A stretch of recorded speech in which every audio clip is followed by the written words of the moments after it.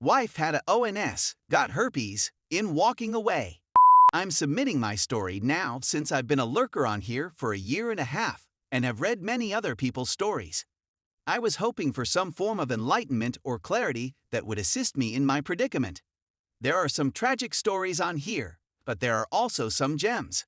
I hope you can take anything away from my narrative or that it may provide you with some clarity on your path through whatever you're going through. My wife, 34F, departed for a brief business trip on a Thursday at the end of July in 2018 and flew home Saturday morning. That evening, my wife and I, 32M, went to my stepfather's birthday dinner, and nothing appeared out of the ordinary. We conducted our usual Sunday routine of grocery shopping, errands, and getting ready for the work week. When the work week began the following Monday, everything seemed normal, and we texted as usual throughout the day. But on my way home from work, she texted me, "I believe I have a yeast infection and I'm going to get it checked out." I remarked, "Oh, it stinks," and made a joke. "Hopefully it's not an STD, haha." She replied with a lol, and that was the end of it. She texted me a few hours later before I saw her and said, "Your statement earlier about it being an STD was strange. You don't think I'm cheating on you, do you?" I sort of smiled and texted back, "No, haha." But something about her statement bothered me a bit. I went back to what I was doing without thinking anything of it. In retrospect, this was red flag number 1. After 2 days, she said that it had become worse and that she was returning. I thought to myself, man, I feel awful for her since I know she's experienced something similar to this before, but never this severe. She returned home from the doctor for the second time, saying she now had thrush and a bad yeast infection. I recall wondering to myself, what is thrush? And she explained that it's a throat infection. I remember telling her, "Well, if you're ill, stay away from me because I don't want to become sick," and I'm so pleased I did. All of this, in retrospect, was red flag #2. She remained mostly bedridden for the following several days and into the weekend. She phoned into work and completed some work tasks from home. I recall not going too near to her those few days, just sort of staring at her when she was in bed or on the sofa feeling horrible. She was visibly ill and there wasn't much I could do. The next week, when she began to feel better, I realized something was wrong with her. When I got home from work one day, she was sobbing on the sofa. When I asked her what was wrong, she claimed she was going to visit a counselor. I was perplexed, but I responded okay and asked whether I was going or if I needed to go. She responded no, that she simply wasn't feeling herself and that she wanted to speak to someone. Okay, I said.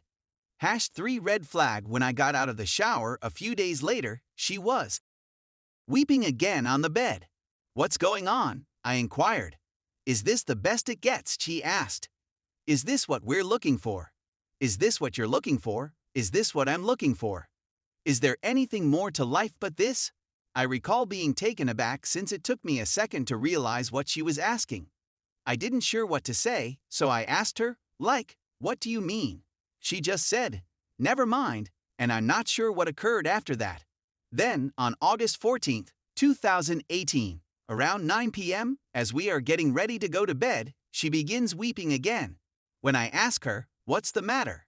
she bursts into tears.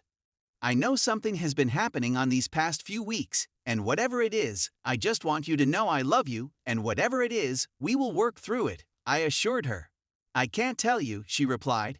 "If I tell you, you will not want to work things out." It was at that point that I began to feel butterflies/adrenaline, or whatever you want to call it, strike my stomach, and I said, "Please tell me." Then she dropped the bombshell, I had a one-night stand. It was at that point that all the red lights, all the tiny things that had happened in the preceding weeks, suddenly came together, like a giant. Here's the deal. When she finished her duties for the day, she headed to a pub for a drink before returning to her hotel. She sent me a photo of the beer she was sipping, and I texted her the nightly "love you goodnight." She met a man with the same name as mine at the pub while she was there. She ended up chatting to him all night and drinking a couple more drinks before leaving the pub around 2 a.m. They returned to his residence, where she sucked his, and they had intercourse without a condom. When I inquired whether he cumed in her, she replied no, and that he pulled out and did it on her stomach, but I'm not sure. He had herpes and ended up spreading it to her, and the yeast infection and thrush in her throat were the result of the herpes breakout. When she informed me what had occurred, I was completely crushed, horrified, surprised, and in disbelief. I was very screwed up for a few months after D-Day, so much so that I had to go on medicines for a bit to get back on track. I knew something was wrong with me since I felt like absolute all the time, and it turned out I had a blood pressure of 149/127. It's no surprise I was miserable. We had a terrific marriage, in my opinion. Everyone's favorite pair was us. My father even referred to us as Ken and Barty. I'm just trying to provide some perspective since we weren't dysfunctional or had any severe and evident marital issues, but I think what transpired demonstrates otherwise. When I informed some of my close friends and relatives, they all looked at me with wide eyes and said, "Are you serious?" It came as a complete surprise to me and everyone who knew us. She's been seeing a therapist for the last several months, and she's been delving into everything that occurred. The whys, hows, and whats of it all.